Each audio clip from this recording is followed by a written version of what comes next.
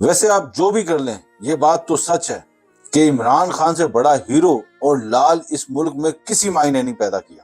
مطلب کسی بھی شعبے میں، کیونکہ 850 دن ہونے کے باوجود بھی آج بھی آپ عمران خان کو روز ڈسکس کرتے ہیں۔ آپ کے ملک کا قانون، آپ کے ملک کی ہر طرح کی تعیناتی، آپ کے ملک کی ہر طرح کی پالیسی، چاہے وہ کسی بھی ادارے کی ہو، قسم خدا کی صرف عمران خان کو مد نظر رکھتے ہوئے بنائی جاتی ہے، کہیں اس کو کہیں سے فائدہ نہ پہنچ جائے۔ KPK کے وزیر اعلیٰ سہیل آفریدی نے جیسے ہی اعلان کیا کہ منگل والے دن سے اڈیالہ کے باہر دھرنا کا سلسلہ شروع کریں گے، فوری طور پر حکومتی اداروں نے KPK میں گورنر راج لگانے کی دھمکی دے دی۔